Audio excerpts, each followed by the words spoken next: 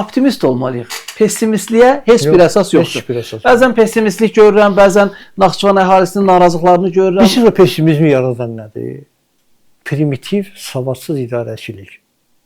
İllər uzunu baş vermiş primitiv, savadsız, məntiqsiz və Naxçıvan insanlarının marağına xidmət etməyən idarəçilik. Və Naxçıvan insanları da bugün illərlə yığılıb qalmış problemləri bir ay içində həllini istəyir. Bu da ədalətsizlikdir. Belə də olmaz axı. Çətin. Bu mümkün deyil. Mümkün deyil. Son 3 ildə, ondan qabaqçı 20 ildə yığılıb qalmış problemləri yeni rəhbərlik 3 aya, 5 aya, yaxud 6 aya necə həll edə bilər? Mümkün deyil. Adımlara baxıb dəyər vermək lazımdır. Bəli. Yəni, bax, bugün yeni rəhbərlik, məsələn, mən bilirəm, daha hansı adımlar atıblar orada. Siz də bilirsiniz bunları. Bax, bu adımlara Naxçıvan insanları, biz də buradan müraciət edirik. Baxın da görün, pozitivdirmi, yoxsa yerində sayırlar. Pozitiv adımlar varsa, deməli, o dediyimiz o töküntünü, o keçmiş rəhbərlərin töküb dağıtdıqlarını təmizləməlidirlər ki, sonra iş görsünlər. Ona görə, deməli, pozitiv adımlar varsa, deməli, sonrası daha yaxşı olacaq. Mənim diqqətimi 1 ay, 5 ay, 3 ay çəkən, məni daha çox məmnun edən məsələlərdən biri Naxçıvanın o mühafizəkarlığının qorunması, milli mənəvi dəyərlərinin qorunması istiqamətində atılan addımlardır. Bilirsiniz ki, Fuad Nəcəfli dövründə Naxçıvanda eybəcər müəssisələr yaradılmışdı və bu müəssisələrdə mən də ona işarət etmək istəyirəm. Kənardan adamlar gətirilmişdi və Naxçıvana yaraşmayan hərəkətlər baş verirdi. Yeni rəhbərlik bunların hamısının qarşısını alıb, o Naxçıvanın mühafizəkarlığını, milli mənəvi dəyərlərinin qorunmasını təmin edib. Hətta bu gün bir informasiya yayılmışdı media orqanlarında ki, Naxçıvanda TikTok sosial şəbəkəsində qeyri-etik paylaşımlara görə 3 nəfər saxlanılıb, 3 qadındır. Bu qadınlar qeyri-etik paylaşımlar edilmişlər və ona görə də saxlanılıblar. Onların birinə deməli 10 gün, 2 nəfərə 10 gün müddətində inzibati qaydada həbs verilib, bir nəfər isə 750 manat məbləğində cərimələnib.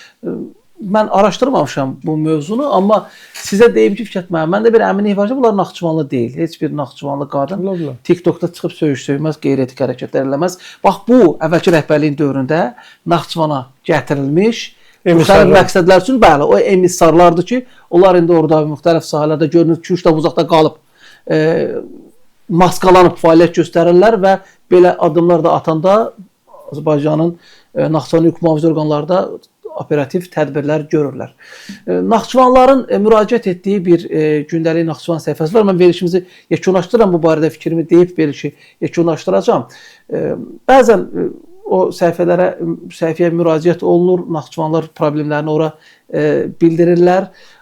O səhifə isə xaricdən idarə olunur və bu məsələdən süni şəkildə istifadə edərək bir çox hallarda olmayan məsələləri də gündəmə gətirir. Halbuki elə problemlər Naxçıvanda yoxdur. Halbuki o cür adamlar Naxçıvanda yoxdur. Bir ad yazır Naxçıvan şəhər sakini filan kəs deyir ki, filan problem var, araşdırıq ki, belə bir problem yoxdur. Təxribatçılar var. Təxribatçılardır, bəli. Naxçıvanlar bilmirlər. Mən buradan Naxçıvanlara səslənirəm. Mən bilirəm ki, bizə baxacaqlar, bizi eşidirlər. Gündəlik Naxçıvan səhifəsi mən araşdırmışam. Mən bilirəm ki, Naxçıvanlar mənə inanırlar.